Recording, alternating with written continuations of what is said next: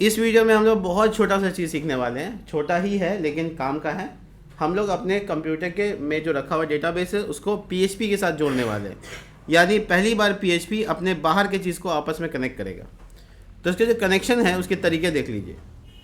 सबसे पहले ये तरीके देखने के लिए आप यहाँ पर पीएचपी स्टार्ट कर सकते हैं और अपना जो जैम कंट्रोलर है उस पर ध्यान दीजिएगा। जो आपका जैम है उस हम सबको है ना जैम इंस्टॉल कराए हैं, उसमें अपाचे के नीचे एक माइस्क्वेल नाम का सर्वर होता है जिसको स्टार्ट करने पर आपका डेटाबेस भी स्टार्ट हो जाता है। ये आपका ग्रीन होना चाहिए, पोर्ट नंबर अवेलेबल होना चाहिए। उसके बाद आप यहाँ पे कनेक्शन कर सकते हो। कनेक्शन करने के लिए कोई भी वेरिएबल रख सकते हो जिसका नाम कनेक्ट रख लिया। यही वो वेरिएबल है जिसका डेटा टाइप रिसोर्स होगा क्योंकि वो बाहर से कनेक्ट हो रहा है। जो फंक्शन अवेलेबल है पीएचपी में माइस्क्वेल को कनेक्ट करने के लिए उसका नाम है माइस्क्वेल MySQL। ये डेटाबेस हो गया। आई का मतलब इम्प्रूव वर्जन अंडरस्कोर कनेक्ट। अब इसमें 4 चीज़ें पास करनी है। 4 चीज़ें क्या क्या है देखो। जिस चीज़ का वैल्यू नहीं बदलेंगे कभी वो वेरिएबल क्या कहलाता है? कांस्टेंट कहलाता है। वही बनाओ डिफाइन।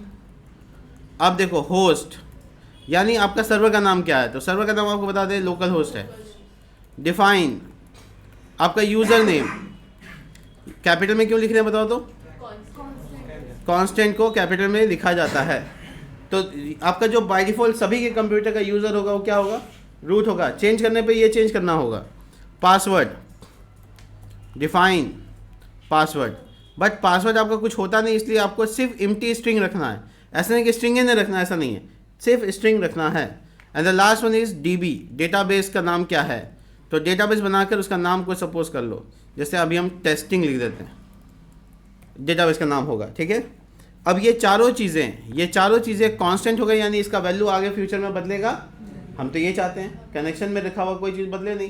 तो हम लोग क्या करेंगे, इस जगह पे यहाँ पे HOST होस्ट पहले लिखेंगे, फिर यूज़र नेम लिखेंगे, फिर पासवर्ड और सबसे आखिरी में DB और डाई। अगर किसी तरह से पासवर्ड नहीं है, पासवर्ड और डाई अगर किसी वजह से कनेक्शन डिलीट हो जाता है या किसी वजह से कनेक्शन नहीं हो पाता है तो ये मैसेज आएगा कनेक्शन फेल्ड। हो गया।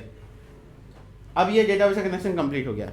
4 पैरामीटर पूरा करना है, चारों को कांस्टेंट में स्टोर कर लो क्योंकि हम बदलना नहीं चाहते इसलिए कांस्टेंट बना लो।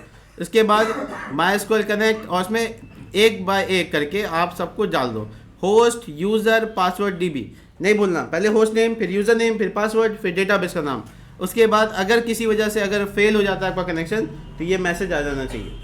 ये इसको कहते हैं डाई होने पर, यानी कि कनेक्शन ख़राब होने पर क्या होगा, ये मैसेज आ जाएगा। तैयार हैं आप इसके लिए? चलिए आपको हम दिखाते हैं। पहले देख लो, ये डेटाबेस नाम का डेटाबेस नहीं है तो ये फेल हो गया।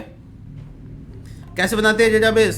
देखिए अपने ब्राउज़र में जो PHP का प्रोजेक्ट चल रहा है उस ब्राउज़र के अलावा देखो ये यहाँ पे एकदम मस्त वाला एरर आया, अननोन डेटाबेस टेस्टिंग। हम नहीं जानते डेटाबेस का नाम टेस्टिंग कहाँ है, कौन डेटाबेस, हम जानते ही नहीं। तो देखो डेटाबेस बनाते कैसे, local host /PHP my admin। Google पे सर्च ना हो जाए इसलिए लास्ट में भी स्लैश लगा देना और एंटर। बिना स्पेस के ध्यान रखना है, एक भी स्पेस नहीं है क्योंकि यहाँ कोरोना का कोई डर नहीं है। तो आपका खुलेगा वो डेटाबेस का डैशबोर्ड जिसमें आप बना सकते हैं डेटाबेस। ठीक है। एक और तरीका है बट वो कमांड का तरीका है। जो लोग में से DBMS पढ़ के आए हैं ना उनके लिए तो बड़ा आसान होगा। अब ये जो शेल है ये यहाँ से डेटाबेस बन सकता है। CD MySQL/bin और यहाँ पर MySQL-u यानी यूज़र नेम रूट और इसके बाद यहाँ पर लिखेंगे क्रिएट डाटाबेस टेस्टिंग। डेटाबेस बन गया। नहीं है कि नहीं, यहाँ भी देख सकते हो। बट मैं आपको कमांड वाला पार्ट यहाँ नहीं बताने वाला, यहाँ बताने वाला बच्चों वाला पार्ट, ये वाला। यहाँ पे देखिए टेस्टिंग पहले से तैयार। आगे लास्ट में अगर आपको यहाँ डेटाबेस बनाना है तो क्या करना होगा, आपको सिंपली ये न्यू पे क्लिक करना। देखिए कितना मेहनत है, वो कमांड वाला मेहनत बहुत ज़्यादा है, इधर थोड़ा कम मेहनत। यहाँ पे डेटाबेस का नाम प्रिंस रखना चाहते हो रख दो, कल किंग रख देना, आज प्रिंस है। देखो डेटाबेस का नया नाम प्रिंस। ये देखो यहाँ पे जो एरर आ रहा था क्या वो सॉल्व हुआ? चेक करो, सॉल्व हो गया। यानी यहाँ कोई एरर नहीं आने का मतलब है परफेक्टली आपका डेटाबेस कनेक्ट हो चुका है। ठीक है। अब ये डेटाबेस के कनेक्शन को कल हम लोग करेंगे इस्तेमाल और इसमें करेंगे डेटा को इंसर्ट वगैरह वगैरह सब कुछ। तो ये है कनेक्शन का बेसिक तरीका, आपको इसको नहीं भूलना है, इस्तेमाल करना है। बढ़िया से एग्जाम्पल है। मिलते हैं नेक्स्ट वीडियो में, तब तक के लिए बाय।